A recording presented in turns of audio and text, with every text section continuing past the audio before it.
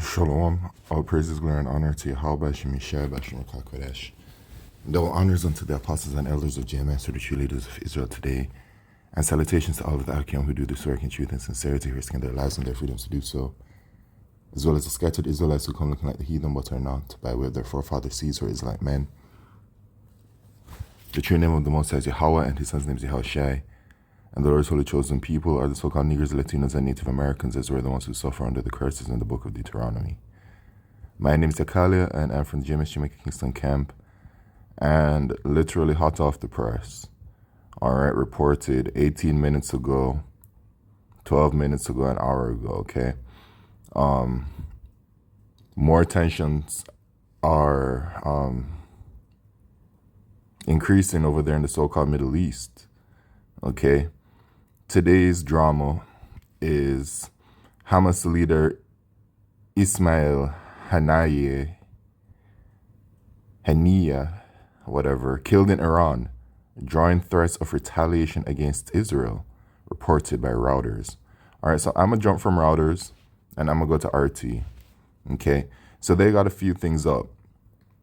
They have Iran's supreme leader vows revenge.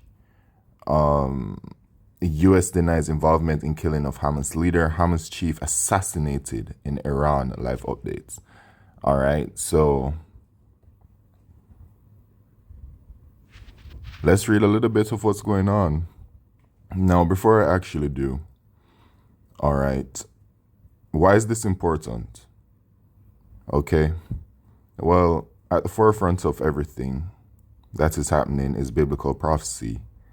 And when it comes to biblical prophecy, we know that we have some major prophecies to look forward to. We have the Mark of the Beast prophecy, which is the microchip. We have the World War III prophecy. We have the return of Yahushai to deliver the elect of the nation of Israel, which also comes with the destruction of America, which is Mr. Babylon the Great.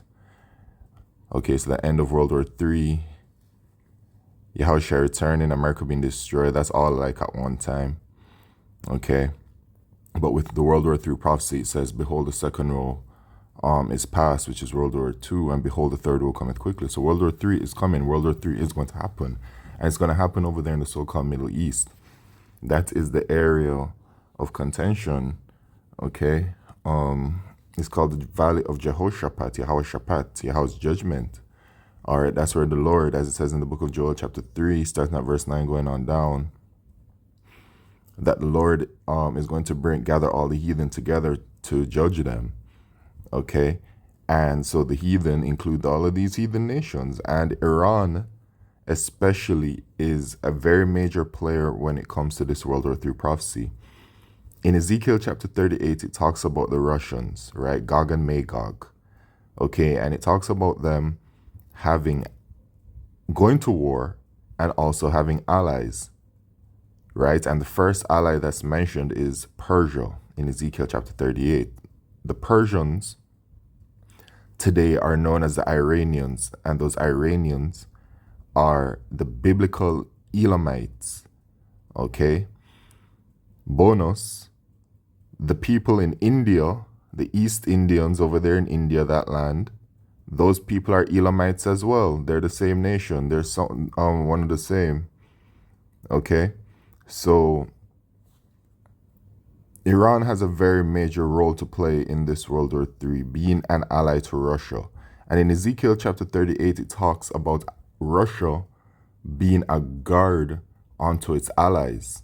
Okay, so when it is that you're seeing tensions increase between Iran and the state of Israel, knowing the prophecies, you know that, yeah, this is supposed to be happening because of biblical prophecy. These major players in it are going to be acting up. And of course, the state of Israel is a major player in it as well. In the scriptures, they're referred to as the least of the flock, right? And that least of the flock,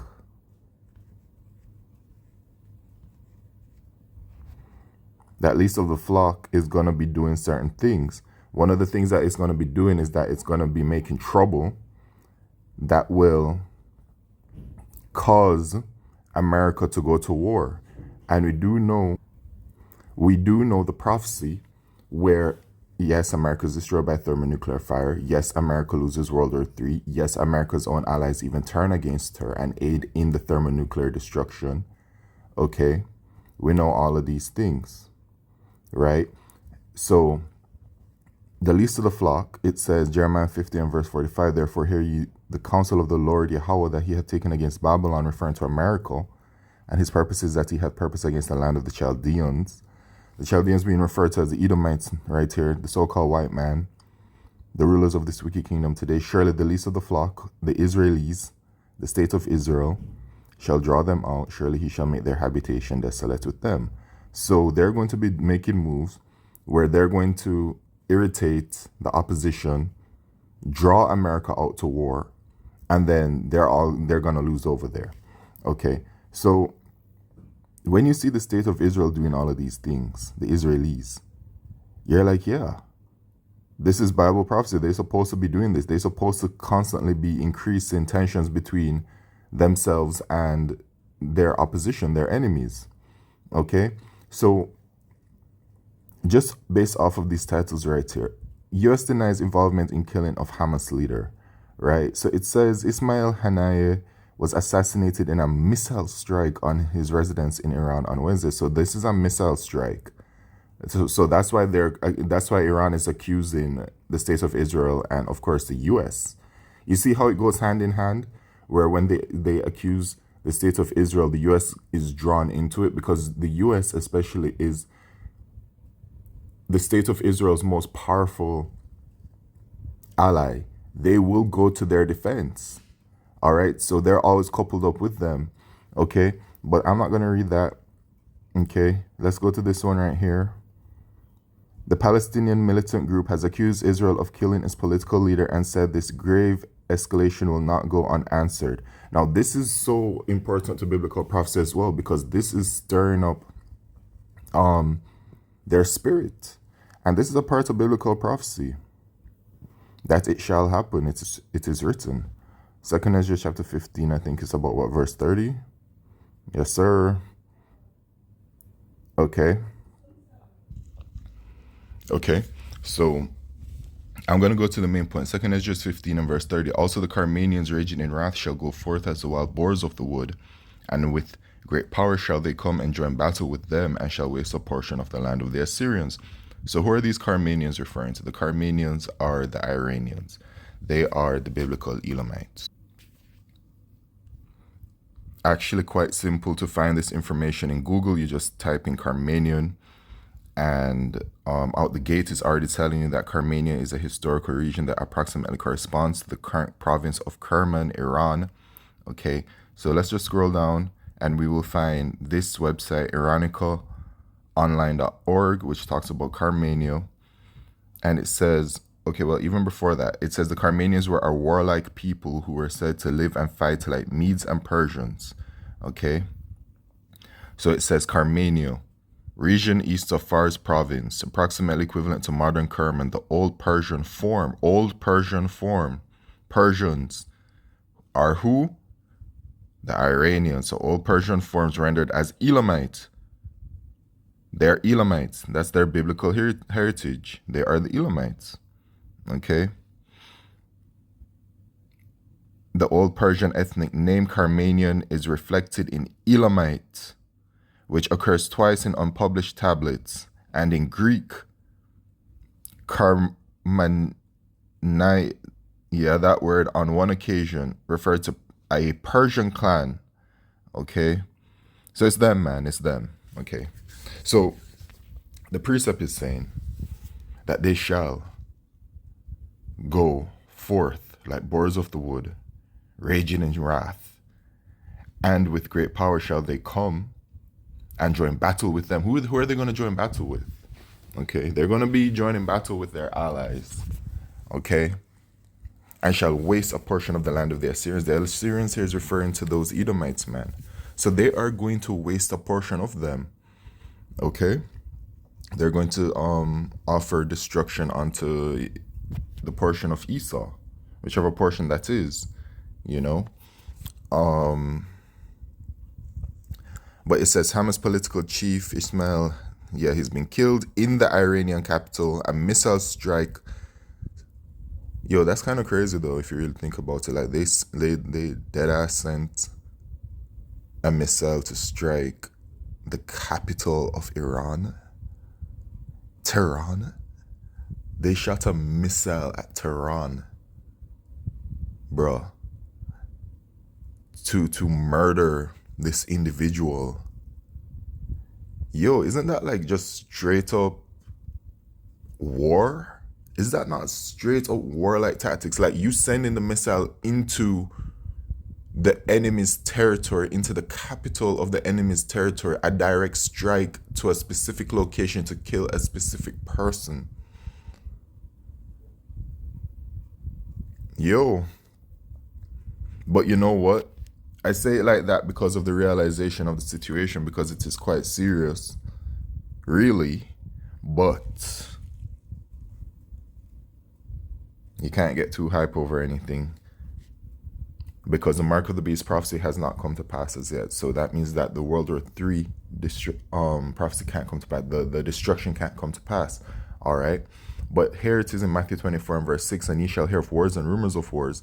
See that ye be not troubled, for all these things must come to pass, but the end is not yet. So this is a war and this is a rumor of war, right? Because this right here, at least calculated in my head, it's like it should set war off, really.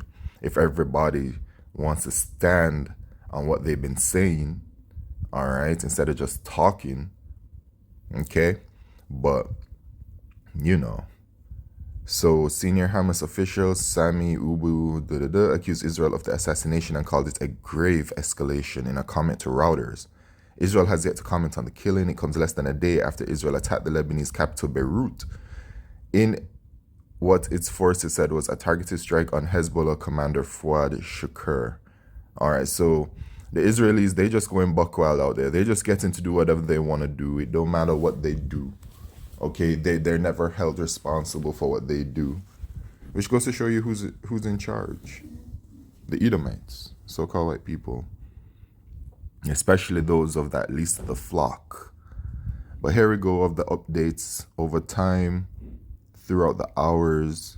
We'll just go to the most recent ones because it was doing like Okay. The Iranian government has raised a red flag of revenge over the Jamkaran mosque in the city of Qom following the assassination of Hamas political chief Ismail Haniyeh in Tehran. So they lifted the flag.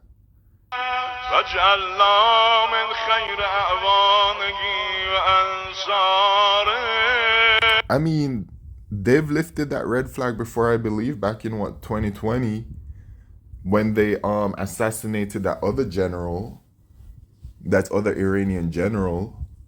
So yeah, man, just hold tight and keep watching. Remember the prophecies at hand, but this does contribute to prophecy as well. It's just not, well, we shall see. But anyway, after they lifted the red flag, increases the risk of serious escalation. In case Swiss foreign ministers concerned, people are concerned. Iranian foreign ministry has accused the US of being complicit in the heinous assassination. So then and then the last one is this. Iran's permanent mission to the United Nations has vowed that Tehran will respond to the murder of Hamas political chief Ismail Haniyeh by carrying out special operations which will be harder and intended to instill deep regret in the perpetrator. Okay, cool. So we'll see how this all goes along. You know, I've mentioned it many times already, the prophecies and the prophecies to be looking forward to. But this is very important. This is hot news. These are the things that need to be happening, all right? Because everything is relevant to biblical prophecy, really. Each and every day, we do get closer to the end of the rulership of the Edomites and the beginning of the rulership, the permanent and final rulership of the Israelites is coming soon. So yeah, man. With that, all praises, glory, and honor to Yahweh Shem Kadesh. Shalom.